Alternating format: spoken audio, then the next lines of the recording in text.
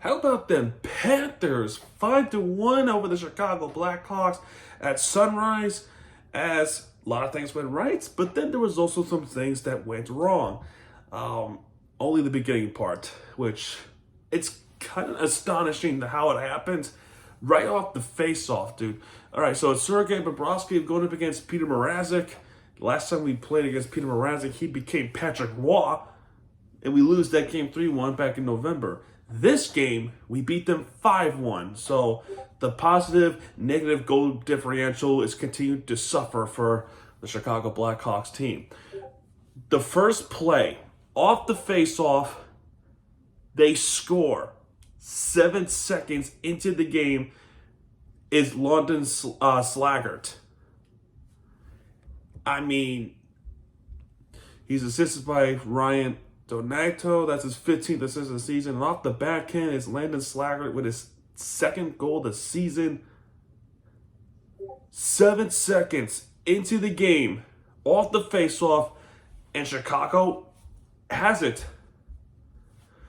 That is their fastest ever score to start the game in franchise history. This team has been in the league since 1926. And we're in the year 2025. That's 99 years. Close to a century. Next year will be a century.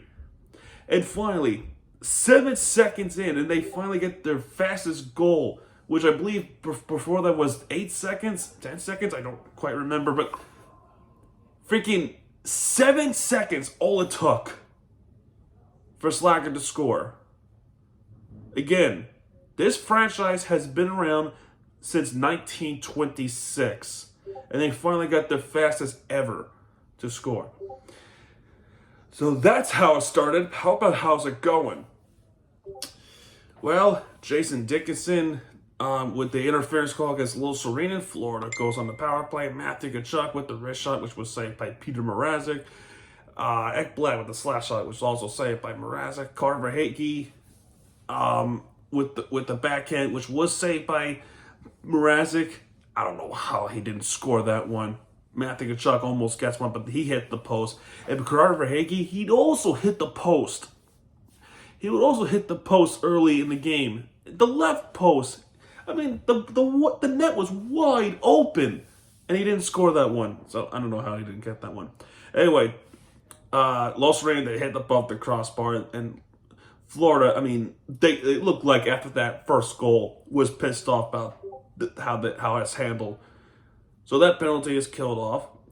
And eventually they would get that goal. It wasn't pretty, but he was able to get that goal. He is assisted by Nico Mikkola. That's his 13th assist of the season.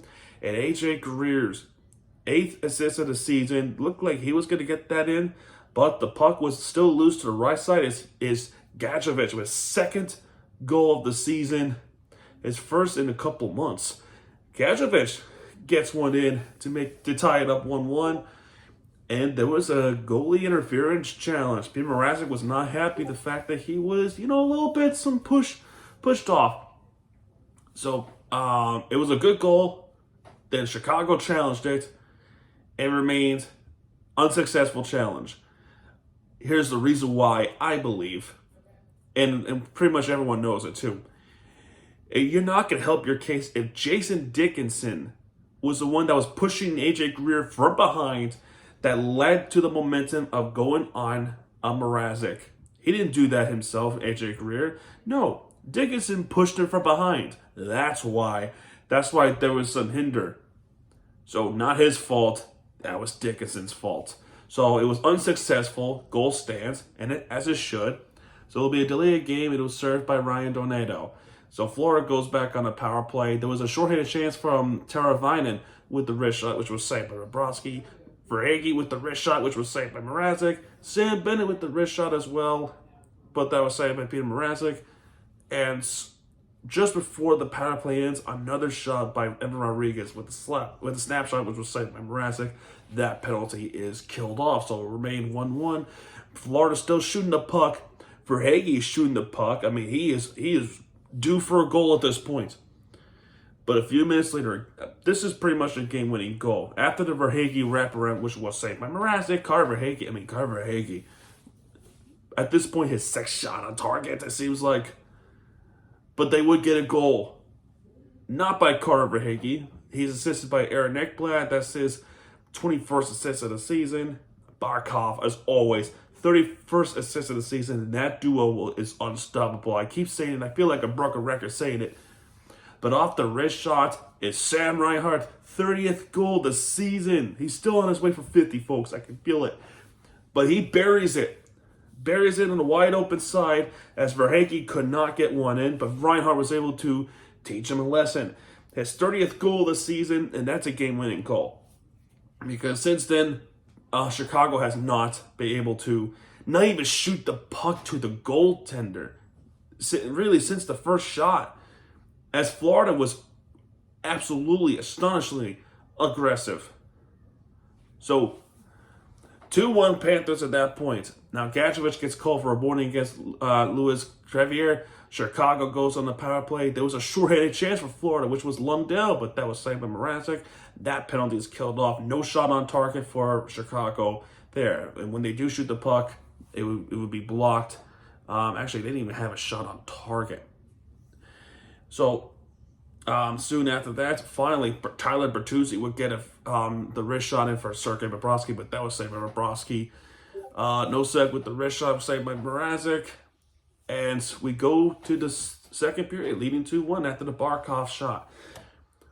Second period, looked like Chicago was starting to wake up, you know. First shot, this time, no 7-second goal. So there was a little bit of a face-off change. Because our line mates for the faceoff was completely burned, so they had to do a little change up. Matthew Tkachuk with the snapshot was saved by Mrazek. But Chicago, they're shooting the puck more. They only got 3 shots on target in the first period alone. And very quickly, in 2 minutes in, Frank Nazar with the backhand, which was saved by Bobrovsky. Bobrovsky was locked and loaded since that 7-second goal. Teravainen with the wrist shot, which was saved by Bobrovsky. Pat Maroon with the slap shot was saved by Bobrovsky. And then that chance from Connor Bedard and Landon Slackert with some penetration, and Slacker could not finish it, and neither could Connor Bedard. They're hyping up Connor Bedard, man, as you know, talented as he is, maybe. But Bobrovsky has all of it. And then there was a little bit of fight that happened. There was a fight and scuffle. Looked like there was a hit from Sam Bennett to Pat Maroon. They didn't like it, and they became in a scuffle. But after all that scuffle, Nico Mikkola was the only one that got called for a roughing. And I understand why, but Chicago players also got, beaten up, were able to beat people up, and they didn't get called for shit. Just because Mikkola removed the helmet doesn't mean that he's the sole guilty one. I don't know. Anyway, Chicago goes on the power play. They absolutely do nothing, as penalty kill for Florida was perfect. They have a shot on target in the shorthanded opportunity, but Lundell with the breakaway. Even then, that should have went in, but Mrazek has that one, and that penalty is killed off. That should have been shorthanded goal. Donato with the snapshot was saved by Sergei Bobrovsky. TJ Brody, former Capital player, I believe, as far as I remember, with the snapshot, which was saved by Bobrovsky. Vlasic with the wrist shot, which was saved by Bobrovsky as well. And then there will be a high stick, and Matthew Tkachuk was high sticked. They didn't call it. This time, Barkov was high sticked, and there was some blood. Was there any intent on doing so? Maybe not, but the rule is if there's blood on a high stick, it's a double minor, and Landon Slackert, a first goal scorer of the game, gets called for a double minor. And 4-minute power play for Florida, so it's going to be great. At least I thought. But 30 seconds later, Rodriguez gets called for hold against Jason Dickinson. And we go on 4-on-4. And during this 4-on-4, Nazar with the wrist shot was saved by Bobrovsky. Losereen with the wrist shot was saved by Peter Mrazek. So after that, there would be 4-on-4 would conclude. So Florida would go back on a power play because it's a 4 minutes. But Chicago with the shorty opportunity. Teravainen with the snapshot was saved by Bobrovsky. Carter Verhaeghe tries to get one in, so close, but Mrazek saves that one. Matthew Tkachuk with the wrist shot, which was saved by Peter Mrazek. And Sam Reinhart nearly deflects it in, which was saved by Peter Mrazek. That 4-minute power play was killed off. But after that power play is killed off, there will be a shot on target, and they would score on this one. As he is assisted by Carter Verhaeghe. That's his 25th assist of the season. And Sam Reinhart's 26th assist of the season. And that's the beautiful redirection goal for Matthew Tkachuk. That is something that we look for every single time. He tips it home, and that's his 17th goal of the season to make it 3-1 Florida over the Chicago Blackhawks. And Matthew Tkachuk finally gets one back. All right, so after that, Donato with the wrist shot, which was saved by Bobrovsky. Jesper Boquist tries to get one in off the rebound, but Mrazek still somehow was able to save that puck. Carter Verhaeghe with the wrist shot. That was saved by Mrazek. Aaron Ekblad tries snapping home, and we go to the third period, leading 3-1. So confident about this game, as I didn't have much worry. But off the face-off, we score. How do you like that, Chicago? Lundell with this 22nd assist, and he assists Rodriguez. He just snaps it, buries it to make it 4-1 Florida. 10 seconds into the third period. Not as impressive as 7 seconds by Chicago. God damn it. But hey, look, if they can do it, we can do it too. But yeah, 4-1 Florida as a good start of the period, and then their confidence grows.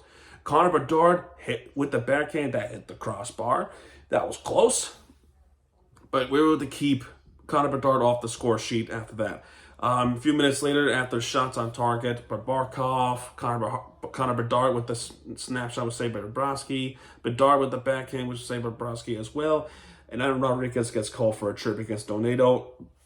And Chicago goes on their power play, and they did not get a shot on target. They have a shot targets, shot attempts, but none of them was going towards Bobrovsky, and that penalty is killed off. Pat Maroon with the deflection, which was saved by Bobrovsky. Gatchowicz tries to get one in again, but that was saved by Peter Mrazek. Mikheyev with the high stick against Bobrovsky. I mean, I don't know how you can do that to the goaltender like that. So Florida goes on the power play. During this power play, 20 seconds into it, they score. Finally, long at last. Barkov with this 32nd assist of the season, and he assists as well as Sam Reinhart. Another point for him. 27th assist of the season, and off the wrist shot, finally. It was coming. The way how he was playing today, it was coming for Carter Verhaeghe. His 12th goal of the season. It's a power play goal to make it 5-1 Florida, and that's pretty much a game, set, and match. But they were not done. Florida was not done with this game. They continued to shoot the puck towards Peter Mrazek. Is he really Patrick Roy in modern age? I don't know. But all I know is Florida continued to make a statement. They keep shooting the puck more. And Rodriguez tries to snap it home. I mean, he ripped one. But they'll say Mrazek. Reinhart tries to get one in. They hit the post. Then it comes back to him. Mrazek with the save. Colton Dach with the tripping against Sam Reinhart. Florida goes on the power play, and that penalty is killed off. There was no shot on target in that power play for Florida.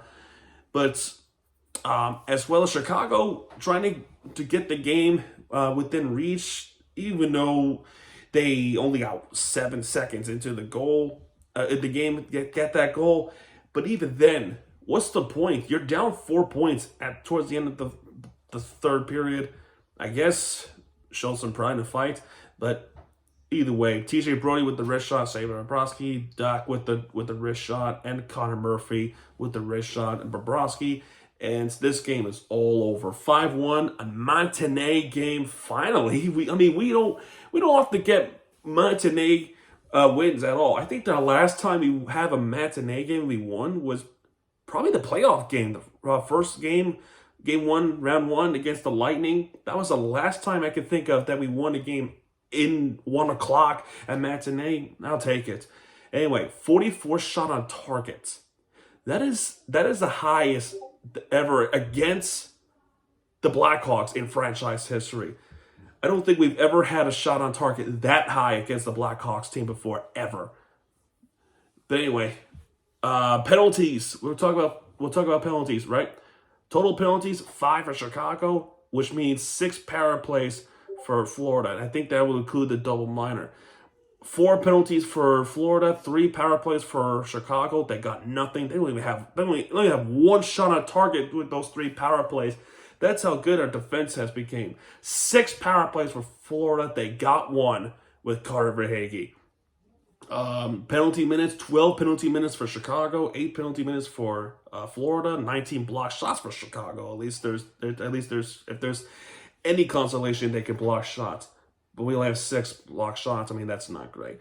5 takeaways for Chicago, 3 takeaways for Florida, 10 giveaways for Chicago, 7 giveaways for Florida, and stars of the game, no surprises. 1 star goes to Sam Reinhart with 1 goal, 2 assists. He has 3 points in this game. Carter Verhaeghe with 1 goal, 1 assist. He was due for a goal, and he got it.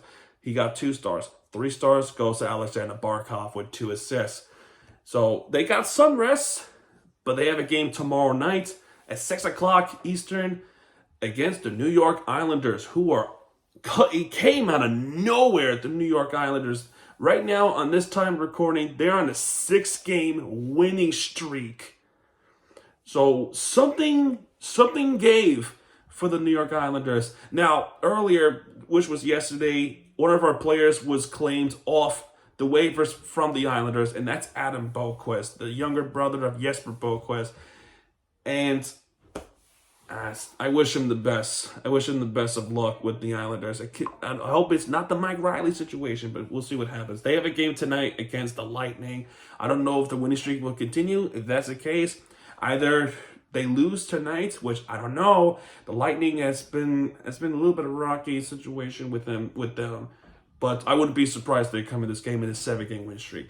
But anyway, guys, that's going to do it for this one. If you like this video, please hit the like button, subscribe for content, because Miami teams you guys are back. When he does, hit it right there with the entertainment you deserve. I'll see you guys tonight for the Miami Heat recap, as maybe some things to go over, right?